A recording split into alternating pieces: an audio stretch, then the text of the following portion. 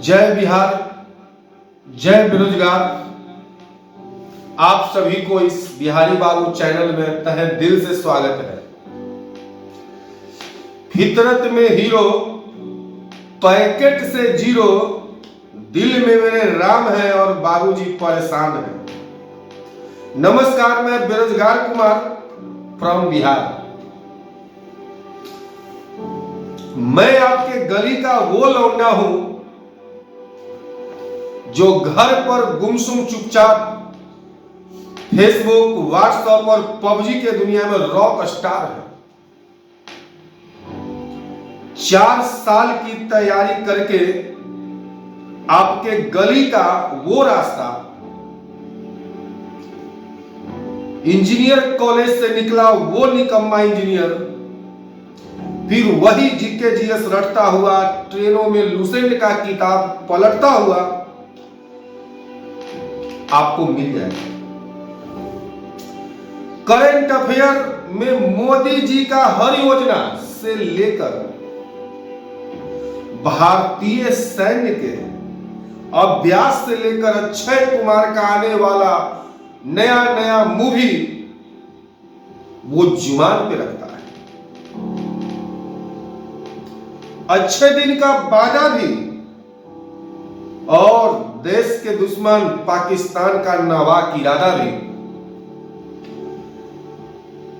देखिए सर, ज्यादा हमको नहीं आता है। हम भूगोल में शून्य हैं, इतिहास में कोई खबर नहीं है और नागरिक शास्त्रों गोले ही है।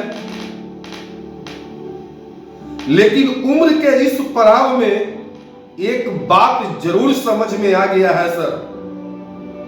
एक उम्र बीत जाने के बाद एक आम बिहारी मिडिल क्लास लड़का के लिए विचारधारा नहीं, नौकरी मैटर करता है।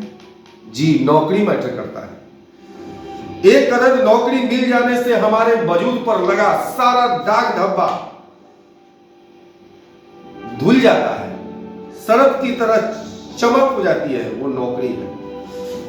पहले आईएएस, फिर एसएससी, उसके बाद फ्रस्ट्रेशन का ये लेवल गिर जाता है ना सर, कि रेलवे के गैंगमैन से लेकर लोको पायलट का फॉर्म भरते भरते हम लोग सेल्फ स्टीम का ऐसा बत्ती बना लेते हैं ना कि रात के बाबूजी के साथ टेबल पर डिनर करते समय परवल भी नहीं घोटाता है।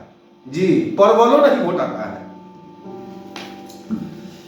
5 ट्रिलियन के भारत के सपना दिखाने वाले सरकार नहीं, जादू है, समझे। 2 साल से वैकेंसी निकला हुआ है, परीक्षा नहीं ले पाए हैं, लेकिन फॉर्म का पैसा घुरा के लौटा के जैसे खैरात में नौकरी बांट रहे हैं, जैसे खैरात में साहब नौकरी बांट रहे हैं। जी, ध्यान दीजिएगा। फिर हमारे बाप जिसको सिस्टम के जगह उनका बेटा ही गलत लगता है। सिस्टम गलत नहीं लगता है, लगता है मेरा बेटे निकम्मा है। 28 से 30 साल के बाद बाप के पैसा ना रोटी, जो बाप के पैसा का जो रोटी होता है वो पत्थर सा लगता है। जी, अब फिर आप कहते हैं कुत्ता पाल लो, देसी नस्ल का, खिलौना बेच लो, पकौड़ा बेच लो।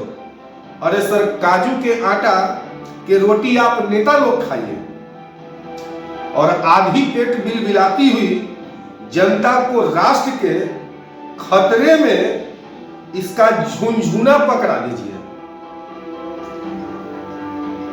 जी, झुनझुना पकड़ा दीजिए, बड़ा सही बात है आपका कहना। अरे कान खोल के सुन लीजिए, आपके आने से पहले भी 3/4 जनता हिंदू था और आपके जाने के बाद भी रहेगा। ऐसा नहीं है कि आप वहीं से हिंदू है। ये धर्म कोई फुटबॉल का खेल नहीं है कि राह पर कोई भी आते जाते मार के चला जाएगा।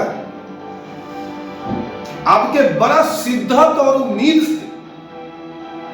से लाए थे जी, आपको बड़ा शिद्दत और उम्मीद से लाए थे कि कोई हिंदू सम्राट नहीं भारत सम्राट बनाएगा, युवाओं का दिल का सम्राट बनेगा, युवाओं का दर्द समझेगा।